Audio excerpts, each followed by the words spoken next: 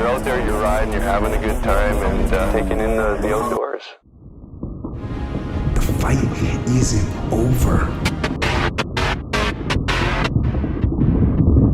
The fight is just beginning. 21 YZ450FX. I know.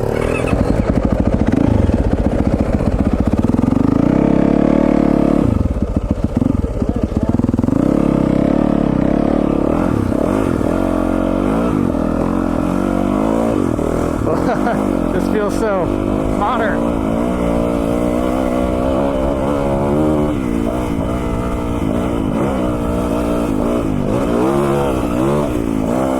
The throttle response is great on this thing.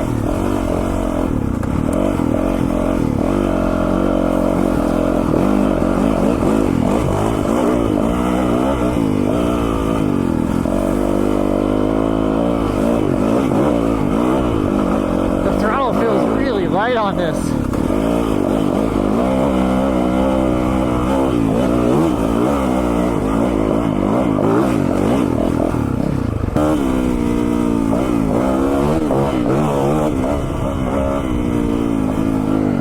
Yeah, it's got tons of power.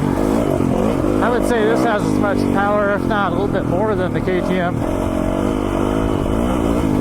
It does feel stable.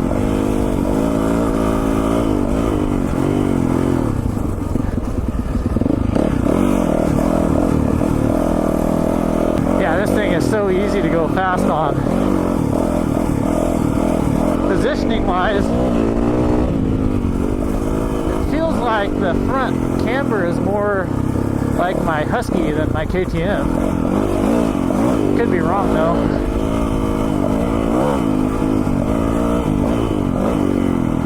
Look at that fork angle.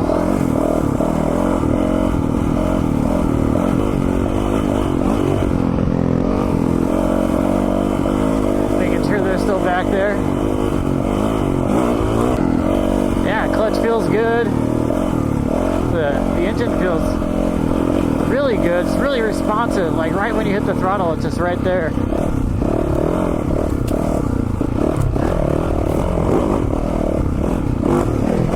Takes up the big hits, but the chop is definitely a little bit harsher. That's probably just in the settings. But just like any big four-stroke in the sand stuff, you just roll it on. You don't need any clutch. It just absolutely hauls butt.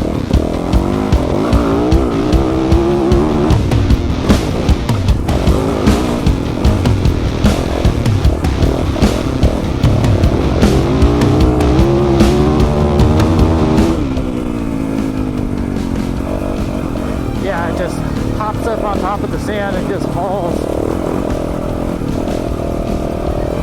I can't tell, just riding this, which one would be faster as far as horsepower, my KTM or this bike. I like the throttle response, the clutch, the brakes work great, they're really predictable.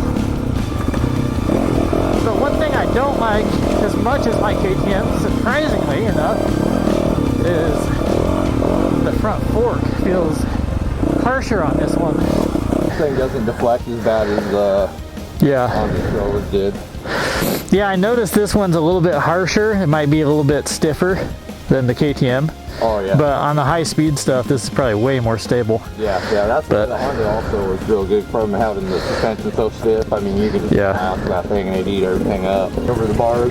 It's crazy how much power these 450s have though. It's just... Oh yeah, a ton of it. Yeah, like in the sand, it doesn't matter where you're at in the power, you just roll on, you have as much as you want. Yeah. It's just, they just haul.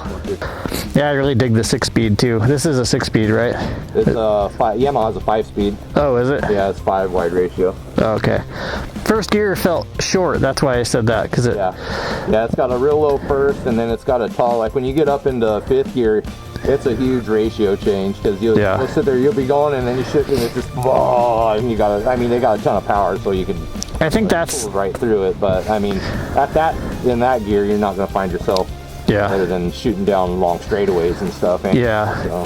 That's the thing that KTM got wrong, I think, is just their gear ratio. Because they made it kind of even, but for me, like mine had a 14 tooth front sprocket. I dropped it down to a 12 to do single track. Yeah. And it works great for just about everything. Yeah. But then I get out in the desert and it just tops out. That was the same exact thing with the Honda. Yeah. Because it's a 5-speed close ratio. You know, it's a motocross engine just with the bigger gas tank. And see, I think that's where this bike really shines, is because the first gear is so low. It feels good. It feels like my KTM in first, if not even lower than the KTM. And then you shift it all the way up to fifth, and it's probably up and have speed. Yeah. That's why the transmission and the suspension were the two main factors.